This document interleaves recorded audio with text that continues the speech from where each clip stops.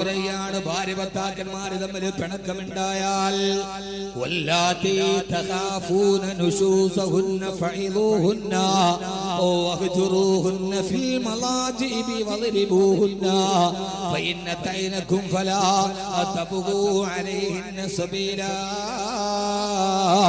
ഇന്നല്ലാഹ കാന അലിയൻ കബീറാ. എല്ലാ പുരോഗമനവാദികളും കേട്ടുകൊള്ളുക. ഭാര്യ ഭർത്താക്കന്മാരുടെ ഇടയിൽ പിണക്കമുണ്ടായി കഴിഞ്ഞാൽ ആദ്യം ചെയ്യേണ്ടത് തലാഖ് ചെല്ലലല്ല, ഒന്നാമത്തെ പടി ഫഇദൂഹുന്ന. നീ ആ പെണ്ണിനെ ഉപദേശിച്ചു കൊടുക്കണേ. കിടപ്പറയിലോട്ട് വരുമ്പോ അവളോട് പറയണം, എന്തിനാണ് മോളെ നമ്മൾ പിണങ്ങുന്നത്? നമ്മൾ പിണങ്ങിയാൽ നീ പിണങ്ങിയ സമയം തിരിച്ചു വരില്ലല്ലോ. അല്ലാഹു തന്ന ചെറിയൊരു ജീവിതമല്ലേ, എന്തിനാ പിണങ്ങി നമ്മളിങ്ങനെ വഴക്ക് കൂടുന്നത് എന്ന് പറഞ്ഞിട്ട് നിന്റെ ഭാര്യയോട് സ്നേഹത്തോടെ സന്തോഷത്തോടെ നിന്റെ ഭാര്യയോട് നീ ഉപദേശിച്ചു കൊടുക്കണം. ഒന്നാമത്തെ പടി പെണ്ണിനെ നീ ഉപദേശിച്ചു കൊടുക്കണേ. ചുരുക്കി പറയാം, ഉപദേശിച്ചിട്ടും അവളുടെ പിണക്കം മാറിയില്ലെങ്കിൽ രണ്ടാമത് ഭർത്താവ് ചെയ്യേണ്ടത് എന്തെന്നറിയോ? ഖുർആനാണ്. നിന്റെ കിടപ്പറയിൽ നിന്ന് അവളെ മാറ്റി കിടത്തുക എന്ന് പറഞ്ഞാൽ ഒരു റൂമിലാണ് അവളെ കിടപ്പറയിൽ നിന്ന് മാറ്റി കിടത്തണേ. ഒന്നുകിൽ നീ കട്ടിലും അവളെ തറയിലും കിടത്തുക, അല്ലെങ്കിൽ നീ തറയിൽ ഇറങ്ങി കിടത്തിയിട്ട് അവളെ കട്ടിലിൽ കിടത്തുക. ഒരു റൂമിലാണ്. നിങ്ങൾ രണ്ടുപേരും തമ്മിലുള്ള പിണക്കം ബെഡ്റൂമിന് വെളിയിലെറിയണ്ട. രണ്ടാമത്തെ ഘട്ടമേണെന്നറിയുമോ? കിടപ്പറയിൽ നിങ്ങൾ രണ്ടുപേരും ഒന്ന് അകന്ന് കിടക്കണം. ആ പെണ്ണിനെ ഇറക്കി തറയിൽ കിടത്തണം, അല്ലെങ്കിൽ നീ തറയിൽ കിടന്നിട്ട് പെണ്ണിനെ ബെഡിൽ കിടത്തണം. രണ്ടുപേരും ഒന്ന് അകന്ന് കിടന്നു നോക്കുക. രണ്ടാമത്തെ ഘട്ടം, നീ തറയില്, ഭാര്യ മുകളില്. കുറെ കഴിയുമ്പോ ഒരു 12 മണി കഴിയുമ്പോ രണ്ടുപേരും ഒരിടത്തായിരിക്കും. അങ്ങനെ ഒരു റൂമിൽ അകന്ന് കിടക്കുമ്പോ മാനസികമായിട്ട് നമുക്കൊരു വലിയ വിഷമുണ്ടാവും. അപ്പൊ പിന്നെ ഭാര്യയാണ് വന്നത്, എന്തിനാ അവിടെ കിടക്കണം, എഴുന്നേക്കി. അല്ല ഭർത്താവ് പറയും ഇങ്ങനെ കിടക്കണ്ട, എഴുന്നേക്കി. രണ്ടാമത്തെ ഘട്ടം കിടപ്പറയിൽ മാറ്റി കിടക്കണം. മൂന്നാമത്തെ ഘട്ടം, കിടപ്പറയിൽ അകത്തി കിടത്തിയിട്ടും അവരുടെ പിണക്കം തീരുന്നില്ല, പെണ്ണിന്റെ പിണക്കം തീർന്നില്ല. എന്നാൽ മൂന്നാമതായി നിന്റെ ഭാര്യയെ നിനക്കൊരു അടി കൊടുക്കാം. ഒരു പ്രാവശ്യം അവൾക്കൊരു അടി കൊടുക്കാം. എങ്ങനെയാണ് അടിക്കേണ്ടത്? അവളുടെ ചെകിട്ടത്തല്ല, അവളുടെ കണ്ണിലല്ല, അവളുടെ മുതുകത്തല്ല. ഖുർആൻ വ്യാഖ്യാതാക്കൾ എഴുതി വെച്ചിട്ടുണ്ട്, തൊലി പൊട്ടാത്ത രീതിയിൽ ഒരു ചെറിയ വടിയെടുത്തിട്ട് ഒരൊറ്റ അടി നിനക്ക് അവളെ അടിക്കാം. പക്ഷെ തൊലി പൊട്ടരുത്. ഇത് വേദനിക്കാനുള്ള അടിയല്ല. അഭിമാനബോധമുള്ള ഒരു പെണ്ണിന്, കുടുംബത്തിൽ പിറന്ന പെണ്ണിന്, എന്റെ ഭർത്താവിന്റെ കയ്യിൽ നിന്ന് എനിക്കൊരു അടി കിട്ടിയല്ലോ എന്നവൾ മാനസിക വിഷമമുണ്ടായാൽ അവൾ അടുത്തു വരും. അതുകൊണ്ട് ആ പെണ്ണിനെ നീ അടിച്ചുകൊള്ളുക. പക്ഷേ തൊലി പൊട്ടരുത്, രക്തം വരരുത്, അവൾക്ക് വല്ലാതെ വേദന എടുക്കരുത്, കവിളത്തടിക്കരുത്, നെഞ്ചത്തടിക്കരുത്, മുതുകത്ത് നിന്റെ ഭാര്യ അടിക്കരുത്. അടിക്കാൻ അനുവാദമില്ലടാ ചെറുപ്പക്കാരാ. ഭാര്യ കൈകൊണ്ട് ഭാര്യ മർദ്ദിക്കുന്നവനേക്കാൾ വലിയ മ്ലേച്ഛനായ പുരുഷ ലോകത്തില്ല. ഈ നെഞ്ചിലിരിച്ചു നിൽക്കുന്ന ഭർത്താക്കന്മാരിൽ ആരെങ്കിലും നിങ്ങളുടെ കൈ നിങ്ങളുടെ പെണ്ണിന് നേരെ ഉയർന്നിട്ടുണ്ടെങ്കിൽ നിങ്ങളെക്കാൾ അതപ്പതിച്ച പുരുഷൻ ലോകത്ത് വേറെയില്ല. പെണ്ണിനെ അടിക്കാൻ അനുവാദമേ ഇല്ല. അങ്ങനെ ഒരു അനുവാദം തന്നാൽ തന്നെ തൊലി പൊട്ടാത്ത രീതിയിൽ അടിക്കാനേ അനുവാദമുള്ളൂ. ഹബീബായ റസൂലുള്ളാഹി സ്വല്ലല്ലാഹു അലൈഹി വസല്ലമ വലംറഅതൻ വലാ ജാരിയ, ഒരു ഭാര്യമാരെയോ വേലക്കാരി പെണ്ണുങ്ങളെ പോലും നിന്റെ ഹബീബായ നബി തങ്ങൾ ജീവിത കാലഘട്ടത്തിൽ അടിച്ചിട്ടില്ല. അതുകൊണ്ട് സ്ത്രീകളെ അടിക്കരുതേ, സ്ത്രീയുടെ കണ്ണുനീര് വീടരുതേ.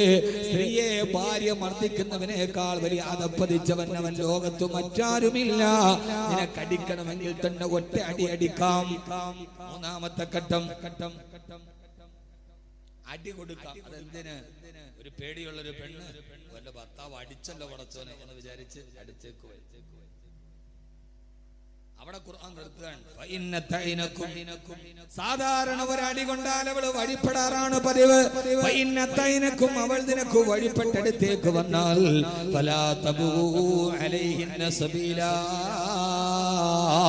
അവളോട് പിന്നെ ദേഷ്യം കാണിക്കരുതേ, അവളോട് അക്രമം കാണിക്കരുതേ. മനുഷ്യന്മാര് പിണങ്ങാറുണ്ട്, ഭാര്യ ഭർത്താക്കന്മാര് പിണങ്ങാറുണ്ട്. ഒരടി കൊടുത്തിട്ട് അവൾ അടുത്തേക്ക് വന്നാൽ, ഇണക്കമുള്ള പൂച്ചക്കുട്ടിയെ പോലെ ഭാര്യ അടുത്തു വന്നാൽ പിന്നെ അവളോട് കോപം കാണിക്കരുതേ. എത്ര ഘട്ടമായി? എത്രയായി? ഓ, നിങ്ങൾക്ക് വലിയ ഇഷ്ടം താല്പര്യമൊന്നും ഉണ്ടാവില്ല. 3 ഘട്ടം അല്ലാഹു പറയാൻ. ആദ്യം ഉപദേശിക്കണം, 2 ബെഡിൽ നിന്ന് മാറ്റി കിടക്കണം, 3 ഒരു കൊച്ചടി കൊടുക്കണം. എന്നിട്ടും പിണക്കം തീരാതെ നീണ്ടു പോവുകയാണെങ്കിൽ 4ാമത്തെ പടി വൈൻ ഖിഫ്തും ശിഖാഖ ബൈനഹിമാ ഫബഅസൂ ഹകമൻ മിൻ അഹ്ലിഹി വഹകമൻ മിൻ അഹ്ലിഹാ. ഉപദേശിച്ചു നോക്കി, കിടപ്പറയിൽ നിന്ന് മാറ്റി കടത്തി, ഒരു ചെറിയ അടി കൊടുത്തു. എന്നിട്ടും അവരുടെ പിണക്കം മാറുന്നില്ലെങ്കിൽ ഭാര്യ ഭർത്താക്കന്മാരുടെ ഇടയിൽ പിണക്കം നീണ്ടുപോയാൽ 4ാമത്തെ ഘട്ടം ഏതെന്നറിയോ?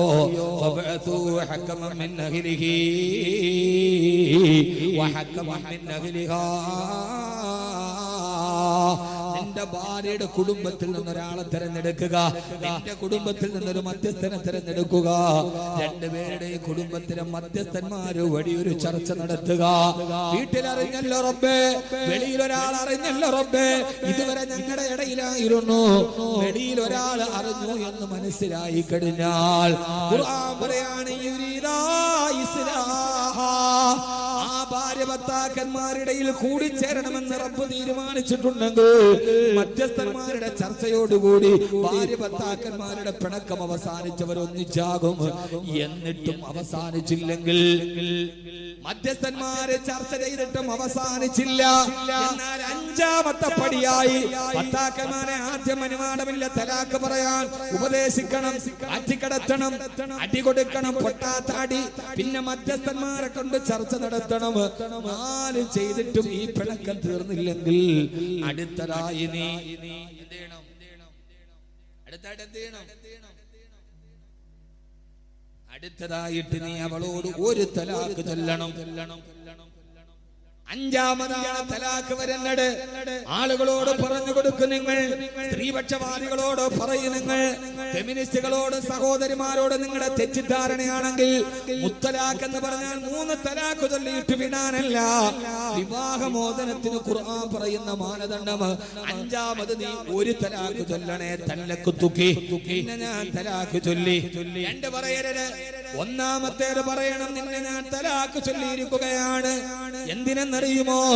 എന്തിനാണ് ഒരു തലാക്ക് പറയുന്നത്? ആ തലാക്ക് പറഞ്ഞു കഴിഞ്ഞാൽ ഭാര്യ ഭർത്താക്കന്മാര് തമ്മിൽ തലാക്കായി. അവളുടെ 1 മാസത്തെ ശുദ്ധിയുടെ കാലഘട്ടം കഴിഞ്ഞാൽ, ആ ശുദ്ധിയുടെ കാലഘട്ടം കഴിയുന്നതിന് മുമ്പ് ഇവര് 2 പേരും തമ്മിൽ ഒരു തലാക്ക് ചൊല്ലി മാറി 2 പേരും തലാക്കിൽ 2 വീട്ടിലായി. അപ്പോഴാണല്ലോ പടച്ചവനെ, എന്റെ ഭാര്യ ഇല്ലാതെ എനിക്ക് ജീവിക്കാൻ കഴിയില്ല, എന്തൊക്കെ വട കൂടിയാലും എന്റെ ഭർത്താവില്ലാതെ എനിക്കില്ല റബ്ബേ എന്ന് മനസ്സിന് തോന്നിയിട്ട് തിരിച്ചൊന്നിച്ചു കൂടണമെന്ന് തീരുമാനിച്ചാൽ അവളുടെ ശുദ്ധി തീരുന്ന കാലഘട്ടത്തിന്റെ ഇടയിലാണ് ഈ തോന്നലുണ്ടായതെങ്കിൽ ഭർത്താവ് പോയിട്ട് കതിറച്ചെടുത്തുക്കി, നിന്നെ ഞാൻ തിരിച്ചെടുത്തു എന്നൊരൊറ്റ വാക്ക് പറഞ്ഞാൽ മതി, അവരെ 2 പേരും തമ്മിൽ വിവാഹബന്ധം സ്ഥാപിക്കപ്പെടും. അപ്പോ അവളുടെ ഒരു പീരീഡ് കഴിയുന്നതിന്റെ ഇടയിൽ 2 പേരും 2 വീട്ടിലായി. പടച്ചോനെ, 2 വീട്ടിലാകുമ്പോഴേ അറിയൂ. നമ്മളിപ്പോ ഭാര്യയോട് പറയും, പണ്ടാരം നീ നിന്റെ വീട്ടിൽ പോയി ഒരാഴ്ച നിൽക്കണേ, ഞാൻ ഇത്തിരി സ്വാതന്ത്ര്യത്തോടെ വളർക്കട്ടു. നിന്റെ വീട്ടിലും പോവില്ല. പക്ഷേ വീട്ടിലോട്ട് പോയി ഉച്ചക്ക് ചോറുണ്ടാകുന്ന നേരത്ത് ആരും ഇല്ലാതെ ഇങ്ങനെ ഇരിക്കുമ്പോഴാ പടച്ചോനെ ഇത് കുറഞ്ഞല്ലോ അല്ലാഹുവേ, ഒരു ദിവസം അതുങ്ങളില്ലാതെ നിങ്ങൾ ജീവിക്കൂല, ഉറപ്പൻ. എന്ത് വഴക്ക് വന്നാലും ഭാര്യ ഒരു ദിവസം വീട്ടിൽ പറഞ്ഞു വിട്ടു, ഒരു ദിവസം കഴിയുമ്പോ അവളില്ലാതെ ജീവിക്കാൻ പറ്റും. അപ്പൊ ഈ പിണങ്ങിയിട്ട് ഒരു തലാക്ക് ചൊല്ലിയാൽ ഇതിന്റെ ഇടയിൽ കൂടിച്ചേരണമെന്ന് ആഗ്രഹമുണ്ടെങ്കിൽ ഞാൻ തിരിച്ചെടുത്തു എന്ന് പറഞ്ഞാൽ മതി. ആ ഒരു ശുദ്ധിയുടെ കാലഘട്ടം കഴിഞ്ഞു, 2ാമത്തെ പീരീഡിലോട്ട് കഴിഞ്ഞു. എന്നിട്ടും ഇവരെ തമ്മിലുള്ള പിണക്കം തീർന്നില്ലെങ്കിൽ എന്നാലേ 2ാമത്തെ തലാക്ക് ചൊല്ലാവൂ. 2ാമത്തെ തലാക്ക് ചൊല്ലിയാൽ രണ്ടാമത്തെ തലാഖ് ചൊല്ലിയാൽ ആ രണ്ടാമത്തെ തലാഖിന്റെ ഉള്ളിൽ തിരിച്ചെടുക്കണമെന്ന ബോധ്യമുണ്ടായാൽ പിന്നെ തലാഖ് അല്ല, പിന്നെ നിക്കാഹ് പുതുക്കിയെടുത്താൽ മതി. ഒന്നുകൂടി നിക്കാഹ് ചൊല്ലുക, ഒന്നുകൂടി നിക്കാഹ് ചൊല്ലുക, എന്നിട്ട് ഭാര്യയെ തെരഞ്ഞെടുക്കുക. എന്നാലും മൂന്നാമത്തേത് പറയരുതേ, മൂന്നാമത്തേത് പറയാതെ കാത്തിരിക്കണം. ഒന്ന് പറഞ്ഞിട്ട് കാത്തിരിക്കണം, രണ്ട് പറഞ്ഞ് കാത്തിരിക്കണം. തിരിച്ചു വരുമോ എന്ന് ഏതാണ്ട് 10-60 ദിവസത്തോളം കാത്തിരുന്ന് കാത്തിരുന്ന് കാത്തിരുന്ന് ഇനി ഒരിക്കലും ഒന്നിക്കില്ലെന്ന് ഉറപ്പ് വരുമ്പോഴേ മൂന്നാമത്തെ തലാഖ് വരൂ. അപ്പോഴേ പരിപൂർണമായി ഭാര്യഭർത്തൃബന്ധം കൂടിച്ചേരാൻ കഴിയാത്ത രീതിയിൽ തിരിച്ചു പോകൂ. ഇങ്ങനെയാണ് തലാഖ്, ഇങ്ങനെയാണ് തലാഖ്. എന്റെ പെണ്ണെ, അവിടെ ഈ സംരക്ഷണം നിനക്കാണ്. ഒറ്റ വാക്കിൽ ഏതോ സിനിമക്കാരൻ പറഞ്ഞതുപോലെ കെട്ടി കെട്ടി ഒഴിഞ്ഞ് വീണ്ടും കെട്ടി നിന്റെ ആഗ്രഹം പൂർത്തീകരിക്കാനല്ല, നിന്റെ ഭാര്യയെ ഒഴിവാക്കണമെങ്കിൽ പോലും ഈ കടമ്പകൾ കഴിയണം എന്ന് ലോകത്തോട് പറഞ്ഞു കൊടുത്തു. അല്ലാഹുവിന്റെ ഖുർആനിൽ ആയത്തിറങ്ങി. ഖുർആനിൽ പെണ്ണിന്റെ അവകാശത്തെ കുറിച്ച് ആയത്തിറങ്ങി. ഫലാ തഅദുലൂഹുന്ന ലിതദ്ഹബൂ ബിബഅദി മാ ആതൈതുമൂഹുന്ന ഇല്ലാ അയതീന ബിഫാഹിശത്തിൻ മുബയ്യിന. നിങ്ങൾ പെണ്ണുങ്ങളോട് വഴക്ക് കൂടരുത്. സൂറത്തുൻ നിസാ എന്ന അധ്യായം ഇറങ്ങി. പെണ്ണിനോട് പിണങ്ങരുത്, അവളെ വരട്ടരുത്, അവളെ അപമാനിക്കരുത്. ഒരു പെണ്ണിനോട് നിങ്ങൾ വഴക്ക് കൂടുന്നുവെങ്കിൽ, ഭാര്യയെ നിങ്ങൾ വഴക്ക് കൂടുന്നെങ്കിൽ നിസ്സാര കാര്യത്തിന് വഴക്ക് കൂടരുതേ. ഇല്ലാ അയതീന ബിഫാഹിശത്തിൻ മുബയ്യിന. വ്യക്തമായ ഒരു വ്യഭിചാരം പോലെ വ്യക്തമായ തെറ്റ് കണ്ടാലല്ലാതെ ഊഹാപോഹങ്ങളുടെ പേരിൽ, സംശയത്തിന്റെ പേരിൽ, ചെറിയ ചെറിയ തെറ്റുകളുടെ പേരിൽ നിന്റെ ഭാര്യയോട് നീ പിണങ്ങരുതേ, അവളെ കട്ടപ്പെടുത്തരുതേ. ഖുർആൻ പറഞ്ഞ അവകാശത്തിന്റെ മുകളിലാണ് സ്ത്രീ ജീവിക്കുന്നത്. ഏറെ പറയാൻ സമയമില്ലല്ലോ സഹോദരങ്ങളെ, വിശാലമായൊരു വിഷയമാണിത് എന്ന് സ്ത്രീയെ കുറിച്ച് വാചാരമായി പറഞ്ഞ, ആ സ്ത്രീയുടെ വേഷവിധാനത്തെ കുറിച്ച് പറഞ്ഞ,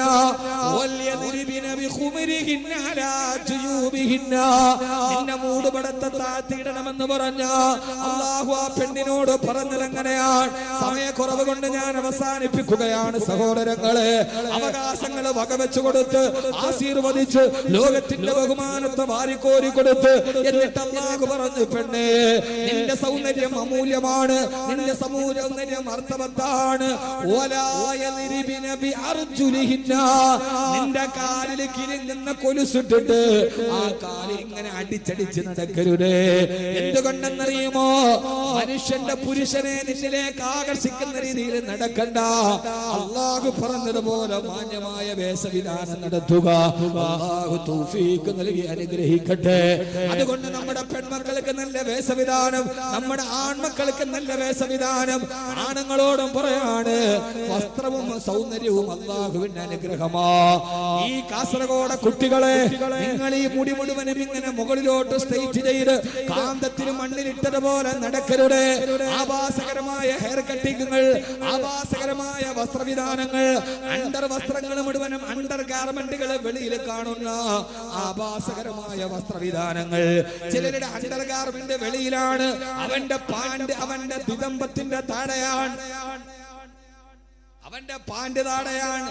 യൂറോപ്പിലെ ജയിലുകളിൽ സ്വവർഗരതിക്കാരായ ആണുങ്ങൾ അവർക്കതിന് താല്പര്യമുണ്ടെന്ന് അടയാളം കാണിച്ച വസ്ത്രമാണിത്. അടിവസ്ത്രം മുകളിലാക്കുക, അല്ലാത്ത മേൽവസ്ത്രം താഴ്ത്തിയിടുക. ആഭാസകരമായ വസ്ത്രവിധാനം നടത്തരുത്. ഏറ്റവും നല്ല വസ്ത്രവിധാനത്തോടെ നടന്നു പോകണേ. അല്ലാഹു തൗഫീഖ് നൽകി അനുഗ്രഹിക്കുമാറാകട്ടെ. അല്ലാഹു തൗഫീഖ് നൽകട്ടെ. അല്ലാഹു നമുക്ക് ഏറ്റവും നല്ല വസ്ത്രം ധരിക്കാൻ തൗഫീഖ് നൽകട്ടെ. ഏറ്റവും നല്ല വസ്ത്രം അബിയലുഹാ, ഏറ്റവും നല്ല വസ്ത്രം വെള്ള വസ്ത്രമാണ്. കാസർഗോഡ് ചെറുപ്പക്കാരെ, ജുമയ്ക്ക് വരുമ്പോ ഈ ആവാസത്തിന്റെ വസ്ത്രം മാറ്റ്, ഈ ടീഷർട്ട് മാറ്റ്. ഏറ്റവും നല്ല വെള്ള വസ്ത്രം അണിഞ്ഞിട്ട് തൊപ്പിയും വെച്ച് ജുമയ്ക്ക് പള്ളിയിലേക്ക് വരിക. അല്ലാഹു തൗഫീഖ് നൽകട്ടെ. ആമീൻ പറയ്. അല്ലാഹു തൗഫീഖ് നൽകട്ടെ. വയസ്സന്മാരെ, ഈ വെള്ള വസ്ത്രം ഉപേക്ഷിക്കാതിരിക്കുക. കാസർഗോഡ് ഫുള്ള് വെള്ളയാണ്, ചെരുപ്പും വെള്ളയാണ്, മുഖവും വെള്ളയാണ്. കാസർഗോഡുകാരുടെ സൗന്ദര്യം വല്ലാത്താണ്. മാഷാ അല്ലാഹ്, അല്ലാഹു നിലനിർത്തി തരട്ടെ. ഇവിടെ എങ്ങാനും ജനിച്ചാൽ മതിയായിരുന്നു. കാസർഗോഡ് ചെറുപ്പക്കാര് കന്തൂർ ഇട്ട തനി അറബിയാണ്. നമ്മുടെ നാട്ടിലെ പിള്ളേരൊക്കെ തന്തൂറായിട്ടൊക്കെ പൊന്നാനിന്ന് മുസ്ലിമായിട്ട് ഇപ്പൊ വന്നോളൂ. കാസർഗോഡ് ചുള്ളന്മാര് ദുബൈയിലൊക്കെ പോയി നല്ല കാസർഗോഡ് വരുമ്പോ അറബിയാണോ അനറബിയാണോ എന്ന് പറയാൻ പറ്റും. എനിക്ക് സുഹൃത്തുണ്ട് തസ്രീം വള്ളക്കോടുകാരനാണ്. അവൻ കന്തൂറായിട്ട് അറബികളെ പോലെ അതാരെ ഫേസ്ബുക്കിലിട്ട് തെറ്റായി. അപ്പൊ ഖലീൽ ഉദവി എന്നെ വിളിച്ചിട്ട് നിങ്ങൾ എന്താ എന്നെ പറയാതെ? ഖലീൽ ഉദവി മുഞ്ചന നിങ്ങൾ തസ്രീമിനെ മാത്രം പറഞ്ഞ എന്താപ്പ എന്നെ പറയാത്ത തമാശ പറഞ്ഞ. അള്ളാഹു സൗന്ദര്യം നിലനിർത്തി തരട്ടെ. കാലികളുണ്ട്, കൊച്ചുകുട്ടികളുണ്ട്. എല്ലാ നിസ്കാരത്തിനും നല്ല വസ്ത്രം ധരിച്ചു വരണം. മഴയ്ക്ക് വേണ്ടി നിസ്കരിക്കുമ്പോ താഴ്ന്ന വസ്ത്രം ധരിക്കണം. അല്ലാഹുവിന് കനിവുണ്ടാവാൻ ഇരിപ്പറഞ്ഞ വസ്ത്രം ധരിച്ചു മദീനയിലെ മുഴുവൻ ആളുകളും മദീനയിൽ വന്ന് മഴയ്ക്ക് വേണ്ടി മരുഭൂമിയിൽ നിസ്കരിച്ചു അത്രേ. പക്ഷേ മദീനയിലും മഴ പെയ്തില്ല.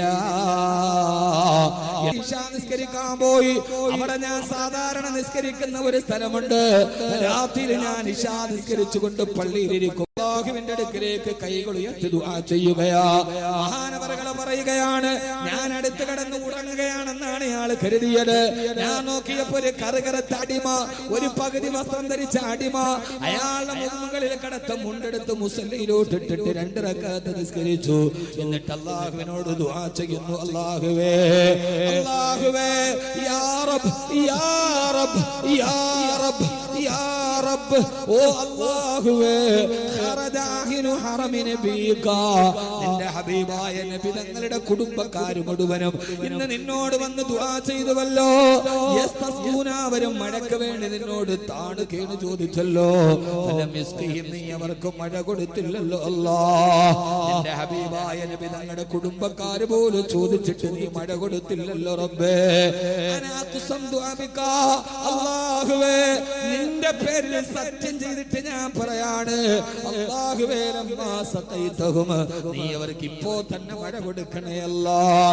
ഞാൻ നിന്നിൽ സത്യം ചെയ്ത് പറയുന്നു അല്ലാഹുവേ, നിന്നിൽ സത്യം ചെയ്ത് പറയുന്നു റബ്ബേ, ഇപ്പൊ തന്നെ നീ അവർക്ക് മഴ കൊടുക്കണം അല്ലാഹുവേ.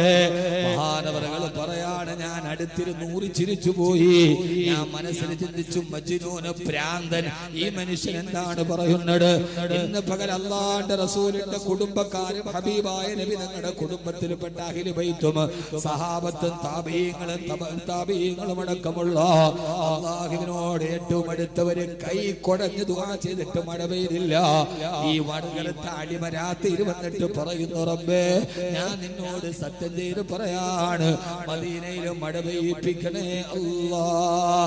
ഇവനൊരു ഭ്രാന്തനാന്ന് ഞാൻ മനസ്സിൽ വിചാരിച്ചു തോന്നില്ല. ആകാശത്തും മദീനയുടെ ആകാശത്ത് ഇടിമുഴക്കത്തിന്റെ ശബ്ദം കേട്ടു. മിന്നൽ പിണരുകൾ ജനാലയിലൂടെ പിളർന്ന് ഭൂമിയിലേക്ക് വീഴുന്നത് ഞാൻ കണ്ടു.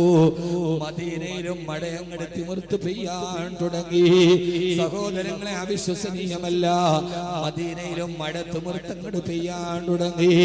മാനവരകൾ പറയുകയാണ്, ഈ മനുഷ്യ ദുആ ചെയ്തപ്പോ അങ്ങനെയാണ്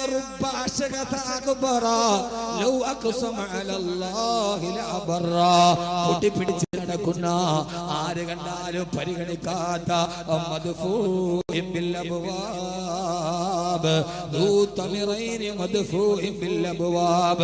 ആരുടെ വീടിന് മുമ്പിൽ വന്നാൽ ആട്ടി ഓടിക്കപ്പെടുന്ന, ആരും ഒരു വിലയും കൊടുക്കാത്ത എത്ര എത്ര സാധുക്കളാണ്.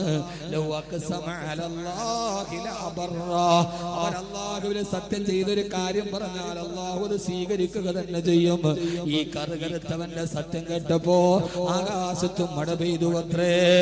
മാനവറുകൾ പറയാണ്, ഈ മഴ എങ്ങട് പെയ്യാൻ തുടങ്ങിയപ്പോ ഈ കാപ്പിന് അടിമ ചോദിച്ചു, അല്ലാഹുവേ യാ മൻ അന മൻ അന, ഞാൻ ആരാണ് റബ്ബേ, ഞാൻ ആരാണ് റബ്ബേ, മഴ കൊടുക്കണമെന്ന് പറഞ്ഞപ്പോ ആകാശത്തിന്റെ അധിപതിയെ, മദീനക്ക് മഴ കൊടുക്കാൻ മാത്രം ഞാൻ ആരാണ് അല്ലാഹ്, ഞാൻ ആരാണ് റബ്ബേ. വഇന്നി ഖുത്തു ബിഹംദിക വബിതൂലിക. അദ്ദേഹം സുബ്ഹി വരെ അവിടെ ഇരുന്നിട്ട് അൽഹംദുലില്ലാഹ് അൽഹംദുലില്ലാഹ് അൽഹംദുലില്ലാഹ് ഹബീബായ നബി തങ്ങളുടെ അഹ്ലു ബൈത്തും സഹാബത്തും ചെയ്തിട്ട് പോലും കിട്ടാത്ത മഴ നീ എനിക്ക് തന്നല്ലോ റബ്ബേ. സുബ്ഹി വരെ അദ്ദേഹം ദുആ ചെയ്തു. മഹാനവറുകൾ പറയാണ്, പിറ്റേ ദിവസം രാവിലെ ഞാൻ അദ്ദേഹത്തിന്റെ വീട് അന്വേഷിച്ച് യാത്രയായി. ആരാണ് ഇയാൾ? ഈ മഹാനവറുകൾ ആരാണ്? അന്വേഷിച്ചു പോയപ്പോഴാണ് പറഞ്ഞത് അയാളാ നാട്ടിലെ ചെരുപ്പ് കുത്തിയാണ്. അയാളാ നാട്ടിലെ ചെരുപ്പ് കുത്തിയാണ്. വഴിയരികിലൂടെ നടന്നു പോകുന്ന വലിയവന്റെ ചെരുപ്പ് തേച്ചു കൊടുക്കുന്ന ചെരുപ്പ് കുത്തി. കറുകരത്താടിമ എന്ന മേൽവസ്ത്രമണിഞ്ഞവൻ. ഞാൻ അദ്ദേഹത്തിന്റെ വീട്ടിലേക്ക് പോയി. അകത്ത് കടന്നപ്പോ അദ്ദേഹം അവിടെ ഇരുന്ന് ദിക്ർ ചെല്ലുകയാണ്. ഞാൻ അദ്ദേഹത്തോട് സലാം പറഞ്ഞു. ആരാണ് നിങ്ങൾ? ആരാണ് നിങ്ങൾ? അപ്പൊ ഞാൻ അദ്ദേഹത്തോട് ചോദിച്ചു. ഞാൻ അദ്ദേഹത്തിന് നേരെ ചൂണ്ടിയിട്ട് ചോദിച്ചു, അലസ്ത സാഹിബു ബാരിഹത്തുൽ ഊലാ. അന്ന് രാത്രിയിൽ, ഇന്നലെ രാത്രിയിൽ വന്ന് മദീനത്തെ പള്ളിയിലിരുന്ന് മഴയ്ക്ക് വേണ്ടി ദുആ ചെയ്ത ആളല്ലയോ നിങ്ങൾ? ഇത് കേൾക്കേണ്ട താമസം ചെരുപ്പ് കുത്തി. അദ്ദേഹത്തോട് ചോദിച്ചു, ആര് പറഞ്ഞു? ആര് പറഞ്ഞു നിങ്ങളോട്? നിങ്ങൾ എന്തിനാണ് എന്റെ അടുക്കൽ ഇരുന്നത്? ഞാൻ ദുആ ചെയ്തത് കേട്ടത്, എന്റെ രഹസ്യം എന്തിനാണ് പൊളിച്ചത്? ഞാനാണ് നിങ്ങളോട് ആരോട് പറഞ്ഞു? നിങ്ങൾ എന്തിനത് കേട്ടു? എന്തിന് നിങ്ങൾ എന്നെ തേടി എന്റെ വീട്ടിൽ വന്നു? നാട്ടുകാരെ അറിയിക്കാനോ? ഇറങ്ങിപ്പോ, ഇറങ്ങിപ്പോ, ഇറങ്ങിപ്പോ. അയാൾ എന്നെ ആട്ടി ഓടിക്കാൻ തുടങ്ങി. ചോദിച്ച ഉടനെ അദ്ദേഹത്തിന്റെ ചോദ്യങ്ങൾ നേരിടാൻ കഴിയാതെ ആ വീട്ടിൽ നിന്ന് ഞാൻ ഇറങ്ങി ഓടി. അത് ഞാനല്ല, അത് ഞാനല്ല. ആര് പറഞ്ഞു നിങ്ങൾക്ക്? നിങ്ങൾക്ക് തെറ്റിപ്പോയതാണ്. ഞാൻ പേടിച്ച അദ്ദേഹത്തിന്റെ വീട്ടിൽ നിന്ന് വെളിയിലോട്ട് ഇറങ്ങി. പിറ്റേ ദിവസം അന്ന് രാത്രി അദ്ദേഹത്തെ പള്ളിയിൽ കണ്ടില്ല. രണ്ടാമത്തെ ദിവസവും കണ്ടില്ല. മൂന്നാമത്തെ ദിവസവും മദീനത്തെ പള്ളിയിൽ ഞാൻ ആ മഹാനെ പ്രതീക്ഷിച്ചിരുന്നു, കണ്ടില്ല. അവസാനം അന്വേഷിച്ച് ഞാൻ വീണ്ടും ആ വീട്ടിൽ പോയപ്പോ നാട്ടുകാര്, അയൽവക്കക്കാരനോട് പറഞ്ഞു, എന്തിനാണ് നിങ്ങൾ അദ്ദേഹത്തെ അന്വേഷിച്ച് ഈ വീട്ടിൽ വന്നത്? നിങ്ങളന്ന് വന്നിട്ട് പോയതിന്റെ തൊട്ടുപിറകെ പാണ്ഡവും കെട്ടിപ്പെറുക്കിയിട്ട് അദ്ദേഹം എവിടേക്കോ പോയി കളഞ്ഞു.